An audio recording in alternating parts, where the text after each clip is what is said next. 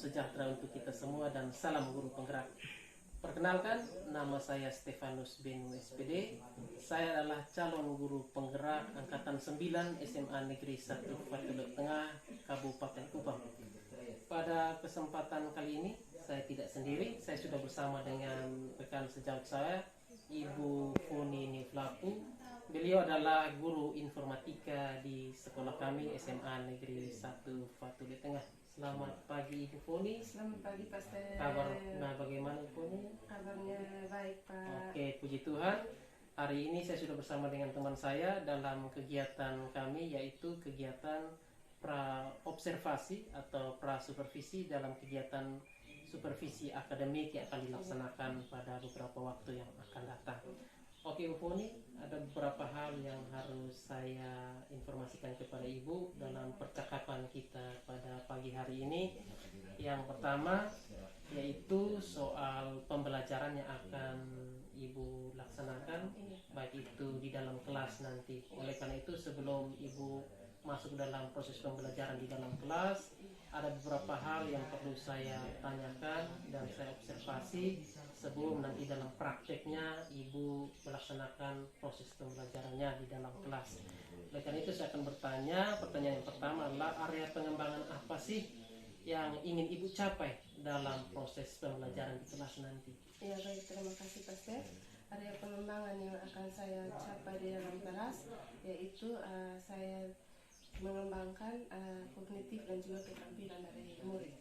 Oke, jadi Ibu Funi akan mengembangkan kognitif, ya, pengetahuan dan juga keterampilan dari siswa di dalam kelas dan pembelajaran. Oke, yang berikutnya adalah metode atau strategi apa sih yang akan Ibu gunakan dalam pembelajaran di dalam kelas nanti? Baik, metode yang saya gunakan nanti di dalam kelas yaitu APBL atau Problem Based Learning. Oke, Ibu akan menggunakan problem based learning, ya, yaitu masalah, menemukan masalah dalam proses pembelajaran. Nah, kira-kira apa alasan Ibu memilih menggunakan PBL, metode atau strategi PBL tersebut? Iya, terima kasih Pak Stef. Karena materi saya berkaitan dengan sistem komputer, di situ siswa akan menemukan masalah tersebut, masalah sendiri dari kaitan materi pembelajaran yang saya berikan dengan metode yang saya gunakan juga begitu. Jadi siswa menemukan sendiri dia punya masalah begitu. Jadi menarik sekali Bu, ya. Jadi dalam problem based learning berhubungan dengan informatika dan penggunaan komputer, sistem komputer dalam proses pembelajaran, sehingga ya kita tahu sendiri juga banyak anak-anak, ya, anak tidak semuanya paham soal program komputer, sehingga disinilah Ibu bisa memakai problem based learning. Apa sih yang anak permasalahan dialami sehingga bisa diselesaikan. Nah, kira-kira alat dan atau sumber belajar apa sih yang akan Ibu siapkan nanti dalam proses pembelajaran? Iya, terima kasih Pak Stef. Nah, tentunya kalau informatika yang kita gunakan itu pasti PowerPoint, terus ada alatnya yaitu komputernya itu sendiri, terus ada juga mungkin buku sumber belajar, dan juga ya salah satu kemudahan yang sekarang kita gunakan untuk sumber belajar itu yaitu internet. Memang alasannya Ibu mau pakai mau pakai alat-alatan bahan itu karena memang bisa dijangkau juga, bisa dijangkau oleh anak-anak, dan memang juga sudah tersedia di lab sekolah. Oke, ya, terima kasih. Kemudian kira-kira tahapan pembelajaran apa sih yang akan Ibu sajikan dalam proses nanti, tahapan pembelajaran seperti ini? Sesuai dengan yang sudah dikembangkan atau sudah disusun di RPP itu, yang pertama tentunya ada pendahuluan, terus ada kegiatan inti dan juga ada kegiatan penutup.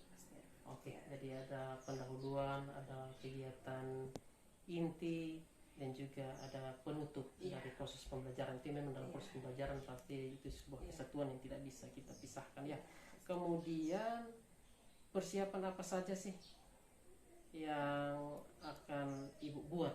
Karena mungkin dalam proses pembelajaran pasti akan ada tes dan lain-lain. Oke, jadi persiapan apa saja akan Ibu buat untuk tes nanti? Apakah itu tes tertulis, lisan, atau praktik, atau bagaimana? Ya mungkin kalau di informatika itu juga ya tentunya ada di dalam pembelajaran, tahapan pembelajaran itu yang dinilai itu ada juga praktik, dan tes terakhir itu yaitu tes tertulis pasti. Untuk kita mengukur kemampuan siswa sejauh mana dia mengetahui atau memahami tentang materi yang telah disediakan. Jadi menarik sekali ketika saya mendengar ini bahwa dalam proses ini bukan hanya praktek tetapi juga ada tes tertulis, di mana apakah anak-anak bisa memahami proses pembelajarannya seperti apa, materi yang telah disediakan. Oke Ibu Foni, jadi kira-kira kapan Ibu akan melaksanakan kegiatan pembelajaran? Ya, terima kasih. Kegiatan pembelajaran itu akan dilaksanakan itu pada semester depan atau semester 2, karena berkaitan sekarang juga ini sudah mau libur akhir hari raya, jadi nanti kita akan laksanakan itu pada awal semester bulan Januari. Terima kasih atas informasinya Ibu. Ini memang kita juga sadari bahwa memang ini sudah di akhir semester dan memang kita sudah selesai dengan pembelajaran.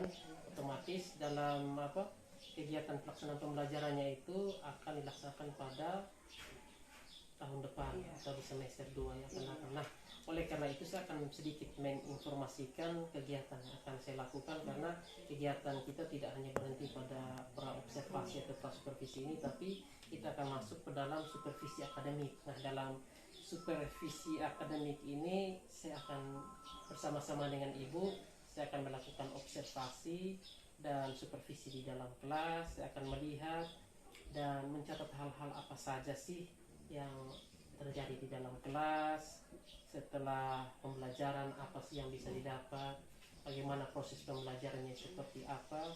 Itu akan saya lakukan. Bukan berarti ketika saya dalam kelas saya akan menilai dan menghakimi, tidak, tapi saya hanya melakukan observasi dan melakukan supervisi, melihat proses pembelajaran itu berjalan dengan baik atau tidak. Kemudian dalam pembelajaran ini setelah observasi itu nanti kita akan bertemu sekali lagi dalam proses percakapan pasca observasi. Setelah Ibu melakukan proses pembelajaran, kita bertemu lagi seperti ini Ibu, dan kita akan melakukan proses pasca observasi dengan percakapan yang seperti ini juga setelah Ibu melakukan pembelajaran. Jadi hanya itu saja Ibu Foni. Terima kasih atas waktu dan kesempatan yang telah Ibu sediakan bagi saya dalam percakapan pasca pra-observasi hari ini. Terima kasih Ibu Foni. Terima kasih Pastor. Salam Pastor. Terima kasih banyak.